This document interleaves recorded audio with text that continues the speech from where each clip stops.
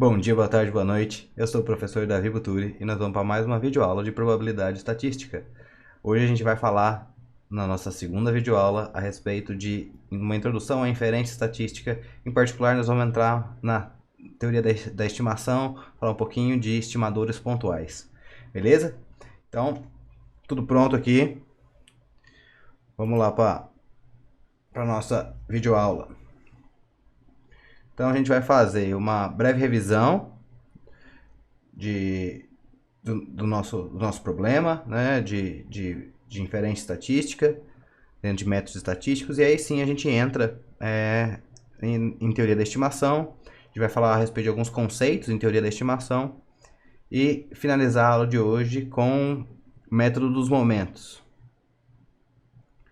Então todo mundo já está acostumado que existe uma população a respeito da qual a gente quer conhecer alguma coisa, alguma característica.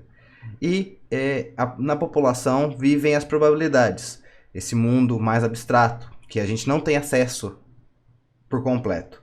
A gente precisa, para conhecer a população, fazer ou um processo de experimentação ou um processo de amostragem nessa população, retirar uma parte dessa população que a gente vai chamar de amostra, né? E no mundo das amostras vivem as estatísticas. E baseado nas estatísticas é que a gente vai começar o processo de tirar a conclusão a respeito da população. E a esse processo a gente chama de inferência estatística. No comecinho da disciplina de modelos probabilísticos, a gente falou um pouco do processo de amostragem, a gente teve uma aula de amostragem, e aí a gente falou também de estatística descritiva, né? A gente calculou moda, mediana, média, moda, mediana, a gente calculou quantidades associadas à dispersão, como desvio padrão, a variância, a amplitude, desvio absoluto médio. Aí a gente também abordou outros momentos amostrais, como a assimetria e a kurtose. E a gente falou um pouco de medidas separatrizes, né? Tudo isso daí lá em estatística descritiva. Depois a gente entrou nos modelos probabilísticos propriamente dito, né? Seguindo o conteúdo da disciplina. E nessa disciplina de métodos estatísticos, nessa questão dos conteúdos de métodos estatísticos, a gente está entrando agora, né? Então, o que é a inferência estatística? Veja bem, na maior parte dos resultados que a gente tem em ciência, né, quando a gente vai descobrir remédios, novos equipamentos, técnicas de cirúrgicas na área de saúde, todas essas coisas são obtidas a partir de experimentos, né? E os experimentos, eles representam, né, uma parte de todos os elementos da população. Então, as conclusões que a gente vai tirar a respeito dessas informações obtidas na amostra, no experimento, elas não são diretas, elas dependem profundamente dessa amostra que a gente tem em mãos.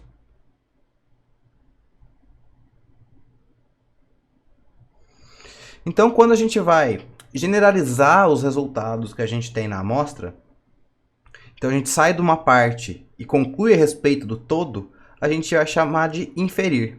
E quando a gente faz um procedimento estatístico para consolidar essa inferência, essa generalização, aí a gente chama de inferência estatística, né? Que é o processo de obtenção de informações de uma população a partir das amostras que a gente tem disponíveis. Então, só tem sentido falar em inferência estatística quando a gente não tem acesso a todos os elementos da população.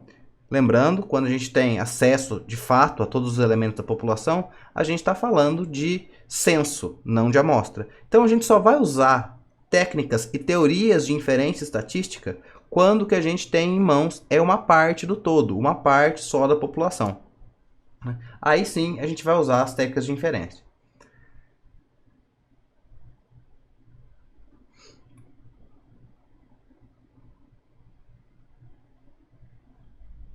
É isso que eu estava falando. A descrição da população a gente faz ou através dos modelos probabilísticos, que a gente nunca consegue saber se eles estão corretos. Em geral, eles não estão corretos, né? Os modelos, como aquela célebre máxima do George Box, todos os modelos são errados, mas alguns são úteis.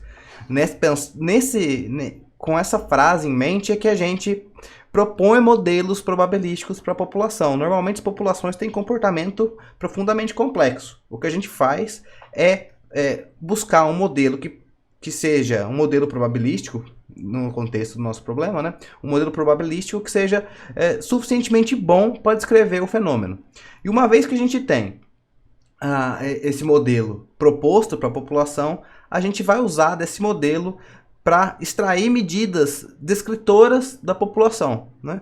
E o que são essas medidas descritoras? São os parâmetros dos modelos probabilísticos. A gente estava lá no modelo normal, você lembra, tem dois parâmetros. Tem o parâmetro μ e tem o sigma ao quadrado. O μ é um parâmetro de média, sigma ao quadrado equivale à variância. A distribuição Poisson tem um único parâmetro, o lambda, que é a média da população.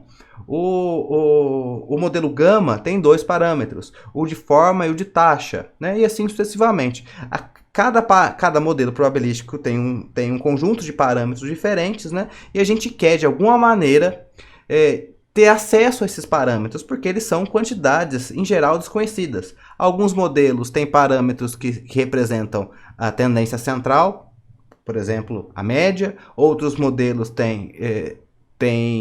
os seus parâmetros representam quantidades associadas à dispersão, à variância, ao desvio padrão. E às vezes a gente tem interesse em funções desses parâmetros ou em outras quantidades, por exemplo, a taxa exponencial e assim sucessivamente. Então a probabilidade está totalmente vinculada a esse processo.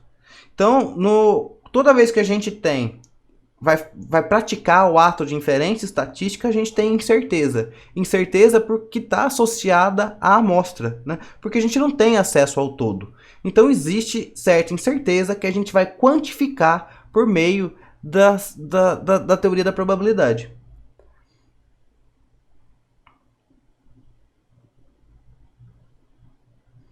Então vamos imaginar, fazer um exercício mental, que um determinado pesquisador tenha descoberto uma substância para curar uma determinada doença. Então, um laboratório interessado em explorar essa nova substância e com o objetivo, claro, de lançar um medicamento no mercado, para que ele possa fazer isso, precisa atender uma série de normas e realizar uma série de experimentos. No nosso caso aqui, a gente vai simplificar bastante. Vamos dizer que com um experimento, se ele conseguir comprovar a eficácia desse medicamento com esse experimento, esse laboratório vai poder começar a produzir o medicamento em massa e comercializar esse medicamento. Então, ele vai avaliar o efeito desse novo medicamento em 1000 pessoas que apresentam essa doença. Os resultados obtidos nesse experimento que o laboratório conduziu os resultados indicam que esse novo medicamento de fato funciona. O laboratório vai então lançar esse medicamento no mercado. Aí eu te pergunto assim, uma determinada pessoa tem a doença e compra o medicamento. Ela tem 100% de garantia de que esse medicamento vai curar a doença que ela tem? Não. Sempre vai existir alguma dúvida de que o medicamento funciona para uma pessoa em particular. Os experimentos são realizados com um tamanho reduzido. A gente não pode oferecer esse novo medicamento nessa fase inicial a toda a população. Nós não conhecemos os riscos, nós não conhecemos a eficácia do medicamento. Então, a gente precisa fazer alguma coisa para garantir que baseado numa pequena amostra, num pequeno experimento, que esse medicamento efetivamente tem alguma garantia de funcionar. Não que ele vai funcionar 100% das vezes, mas ele tem que funcionar, tem que existir algum critério para determinar o que é válido e o que não é válido. Então, para quantificar essa incerteza a respeito do funcionamento ou não, a gente usa a probabilidade e os modelos probabilísticos.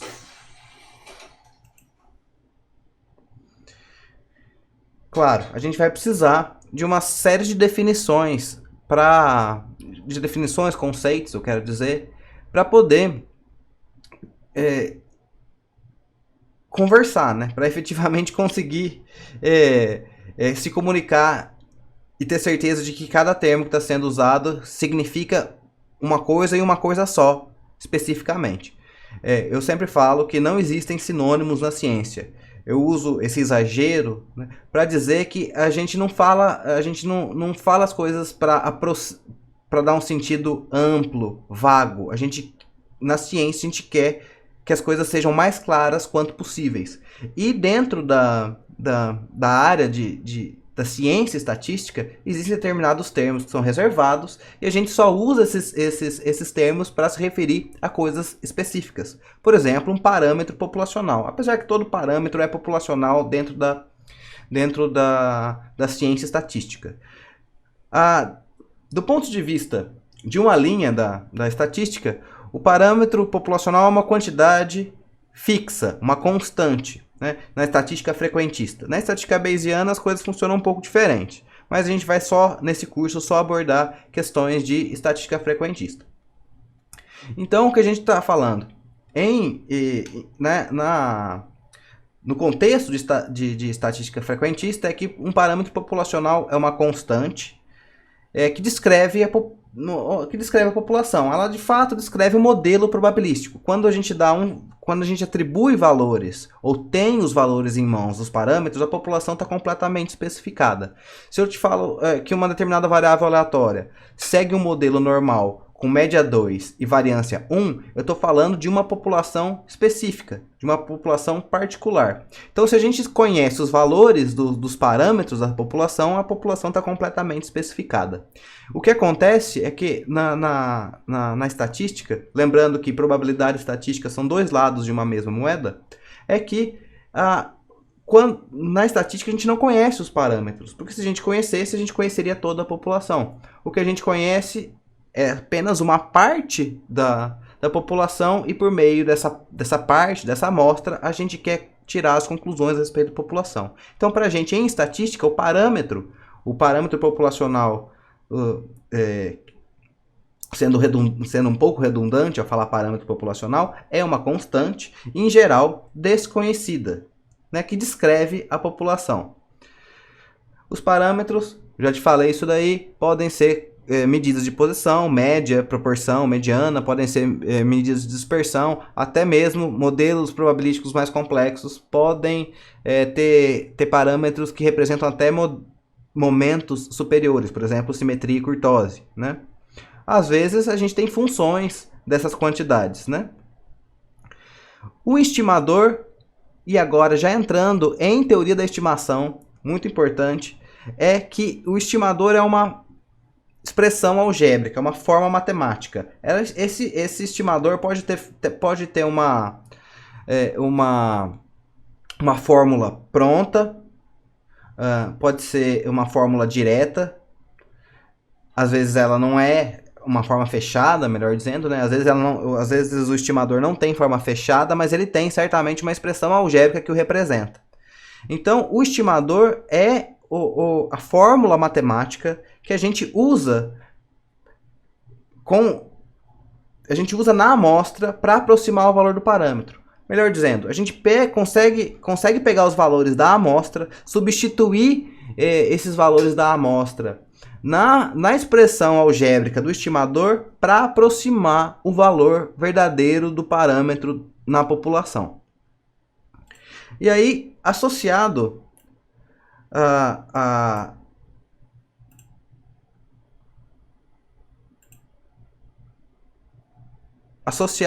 ao estimador, a gente tem as estimativas e o processo de estimação. A estimativa é o valor numérico. Então, uma vez que a gente obtém o estimador, baseado num determinado modelo probabilístico, a gente retira uma amostra daquela população, né? Substitui os valores da amostra nessa fórmula matemática que é o estimador, e aí sim a gente obtém a estimativa, que é um valor numérico, né? Que é o resultado final que um estimador assumiu para uma amostra em particular.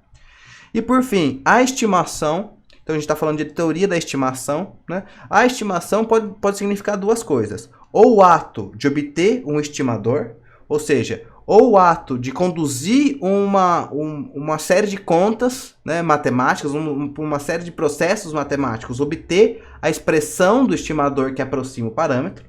Isso pode ser uma interpretação da estimação. E uma outra interpretação para a estimação pode ser simplesmente o ato de substituir os valores numéricos da amostra na fórmula do estimador e assim obter a estimativa. Uma clareada um pouco nesses conceitos que a gente está vendo. Vamos supor que a gente quer conhecer o peso médio dos jovens entre 15 e 25 anos que moram em São João del Rei, né? Então, claramente aí a minha população são todos os jovens de 15 a 25 anos que habitam São João del Rei, o Nzão, né, minha população. Nesse caso, ela é uma população enumerável, né? A gente poderia até considerar que ela é infinita, porque são muitos habitantes, mas isso daí é uma suposição fracamente atingida nesse caso, né? Mas tudo bem, isso daí não é a nossa preocupação nesse momento. E quem que é o parâmetro que a gente quer estimar? O peso médio dos jovens, Mi. Por que Mi? Não sei, porque de repente eu quero assumir que o peso dos jovens entre 15 e 25 anos em São João del Rei tem uma distribuição normal. Então, se eu estou falando do peso médio numa distribuição normal, estou falando do parâmetro Mi, não é verdade? E assumir a distribuição normal, né, aquele comportamento, né, em forma de sino, até tem bastante sentido, é bastante realista, porque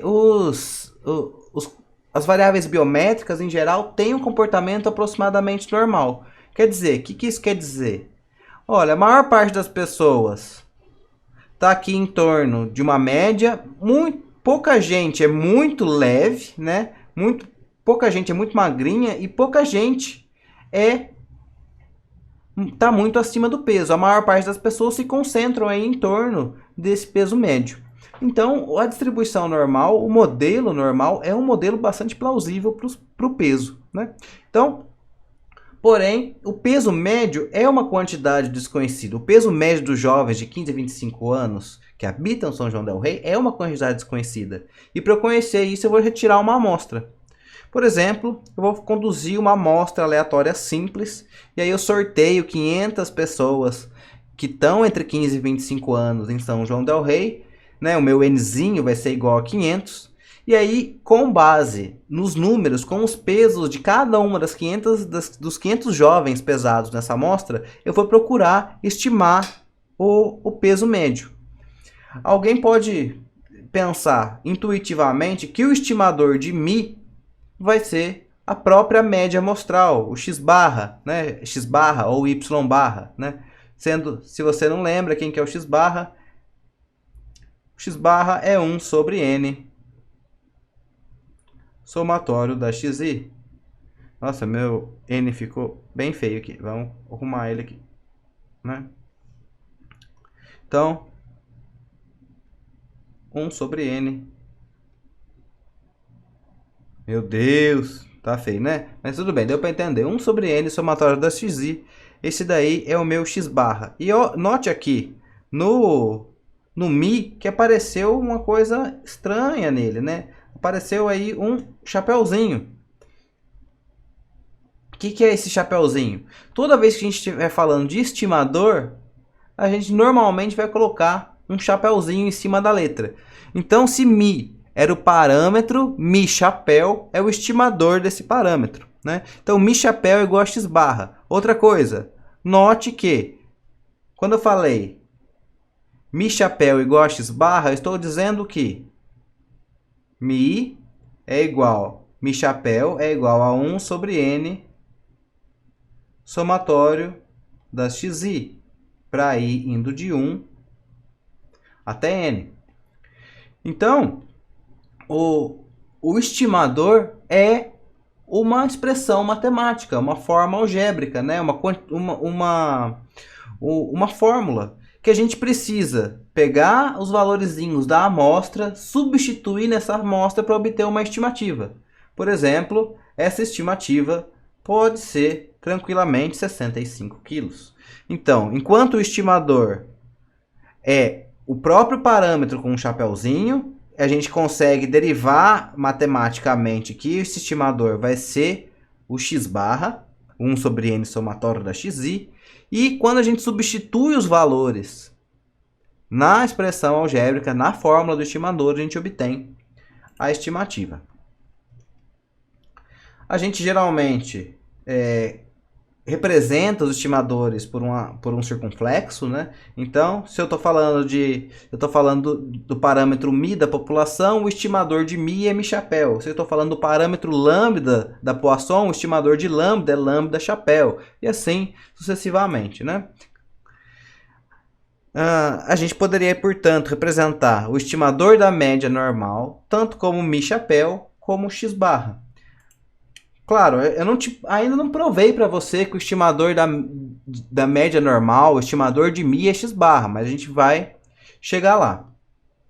Mas o que acontece é o seguinte, que a inferência estatística, então quando esse processo todo de dizer que a gente está aproximando o parâmetro μ por essa quantidade μ-chapéu é um processo inferencial.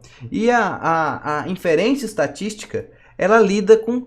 Tem duas grandes áreas da inferência estatística. Uma delas é a estimação de parâmetros, né, a teoria da estimação, e a segunda dela, que a gente vai ver na próxima unidade, na unidade 3, é a teoria da decisão estatística, ou melhor, os testes de hipótese, né? Então a gente pode fazer, quando a gente tem um parâmetro de interesse na população, a gente pode fazer duas coisas, né? Fazer o processo de estimação ou fazer o processo de teste de hipótese a respeito desses parâmetros. A estimação, a gente vai ver primeiro a estimação pontual, que significa obter uma estimativa, um único ponto, uma aproximação única para o parâmetro da população. E existe também a estimação intervalar, ou estimação por intervalos, né? Que é obter um conjunto de valores plausíveis para o parâmetro da população, ou um intervalo de valores possíveis para o parâmetro da população. E para obter tanto estimadores pontuais como estimadores intervalares, a gente precisa de métodos para encontrar esses estimadores.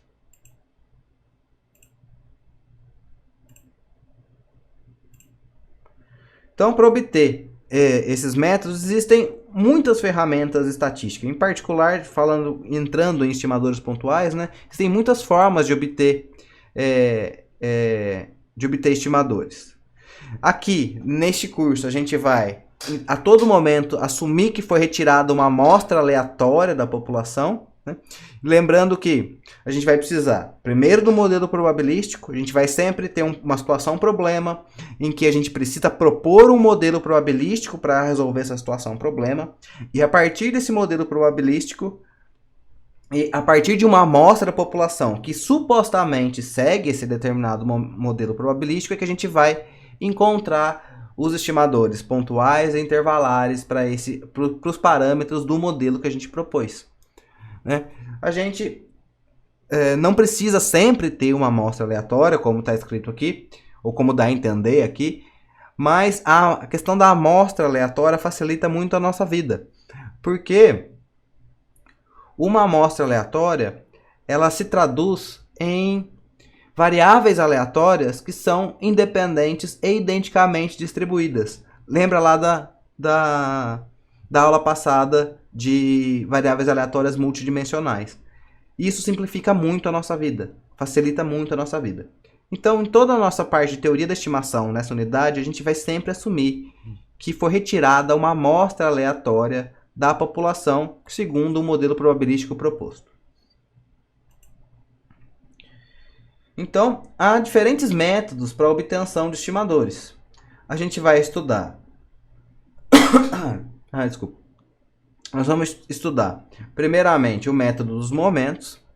Depois a gente vai estudar o método da máxima verossimilhança. E lá no final do curso, a gente vai estudar o método dos mínimos quadrados. Lá no final, na unidade 4, eu vou voltar na questão de método dos mínimos quadrados. Nesse momento, a gente vai se preocupar com dois: o método dos momentos e o método da máxima verossimilhança. O método dos momentos eu vou falar daqui a pouco, e o método da máxima verossimilhança vai ficar para a próxima aula. Mas não existem só esses. Existem outros métodos. Existem os métodos bayesianos, existem os métodos computacionalmente intensivos, como o Bootstrap e o Jackknife. E existem, né, basicamente, esses métodos. O método dos momentos, MM, né, eu vou começar a escrever só MM, o método dos momentos, ele é o método mais simples que tem para a obtenção de estimadores pontuais. Ele é um método mais antigo também, possivelmente por ser o método mais simples de obtenção dos estimadores pontuais. O que o método dos momentos fala para a gente? Fala, ó, pega o momento populacional e iguala ao momento amostral. Então, se você tem vários parâmetros no seu modelo probabilístico, você vai precisar de várias equações para obter estimadores para esses parâmetros. Então, você vai precisar de vários momentos. Então, vamos supor que o seu modelo probabilístico tenha lá 5 parâmetros. Então, você vai pegar o primeiro momento populacional, o segundo momento populacional, o terceiro momento populacional, o quarto e o quinto momentos populacionais e vai igualar cada um deles aos primeiros 5 momentos amostrais. E resolver essa sequência, ou melhor, esse sistema de equações. Quando você tem 2 parâmetros, você vai ter 2 equações para resolver. Essas equações são dadas pela igualdade entre os momentos populacionais e os momentos amostrais. Então, por exemplo, se y é uma variável aleatória aí, cujo modelo probabilístico dessa variável aleatória depende de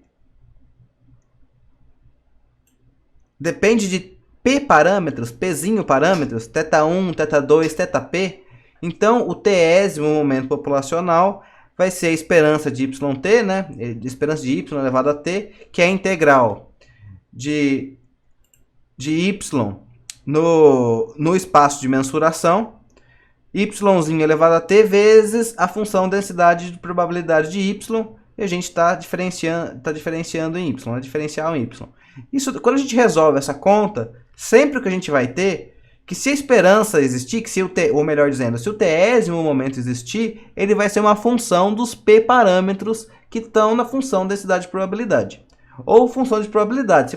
Se for discreto, né, simplesmente esse somatório aqui, essa integral vira um somatório. Tranquilamente, né? Então, se a gente tem, ao invés de ter uma variável, isso daqui é do lado da população, né, da variável aleatória. Se a gente tem, aqui do lado da estatística, uma amostra aleatória, y1, y2, yn valores nessa amostra aleatória, que foi retirada dessa população y, o tésimo momento amostral, o mzinho de t aqui, é 1 sobre n somatório de yi elevado a t. Então, o y barra 1 sobre n somatório das yi, a média amostral, é o primeiro momento amostral. E esperança de y, que é a integral de y, f de y, é a média populacional. O método dos momentos fala para a gente, portanto, fazer essa igualdade. Como que a gente vai ter, na verdade, p parâmetros, né? A gente vai precisar dos p primeiros momentos amostrais e populacionais para fazer essa igualdade. Quando a gente faz a igualdade entre momento amostral e momento populacional, a gente coloca o chapéu nos parâmetros, θ1, θ2, θp chapéu, porque a gente está buscando obter os estimadores. O que a gente vai ter no final das contas é que resolver um sistema de p equações, né? M1zinho, que é o próprio y barra, vai ser a função do momento populacional, o M2, o Mzinho 2, que é o segundo momento amostral, é igual a Gzinho 2, que é o segundo momento populacional, e assim sucessivamente, né? Claro que tá até mostrado aqui para você, o jésimo momento, o mj, é o somatório de yi elevado a j sobre n, e a g de j é o jésimo momento populacional, esperança de y elevado a j. Né? Acontece que os nossos modelos probabilísticos, eles não têm p parâmetros, né? A gente estudou modelos com 1 ou com 2 parâmetros no máximo, né?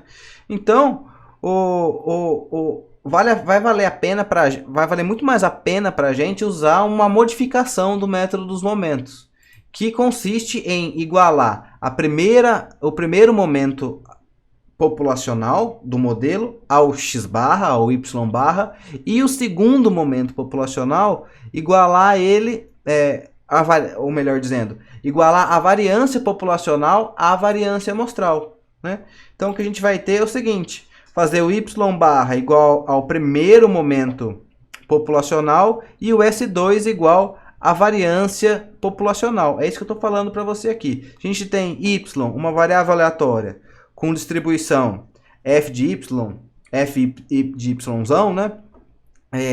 Isso aqui sendo uma função de probabilidade ou densidade de probabilidade. Então, se a gente tirar uma amostra aleatória dessa população, a gente vai ter que a esperança populacional vai ser uma função dos dois parâmetros, θ1 e θ2. A variância vai ser também uma função de θ1 e θ2, os dois parâmetros.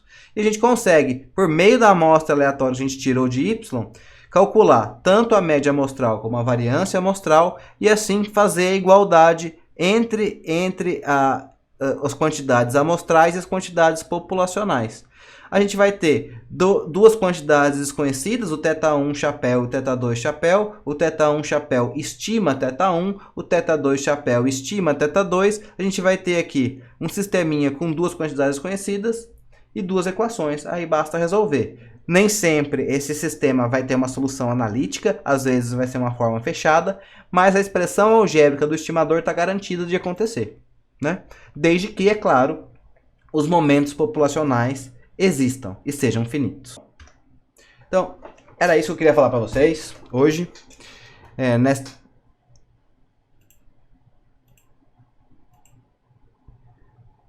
Nossa, meu computador está muito doido. Pessoal, era isso que eu queria falar para vocês hoje nessa videoaula. E espero que vocês tenham gostado. Qualquer coisa me deixe feedback. Se precisar tirar dúvida, se não for no nosso encontro ao vivo, me manda uma mensagem, me manda um e-mail para a gente marcar uma sessão para tirar dúvidas, beleza? E também dá uma olhada lá no meu perfil do Instagram, nos stories, que tem algumas dicas bastante rápidas caso você tenha ficado perdido em algum momento dessa videoaula. Pessoal, beleza? Até a próxima.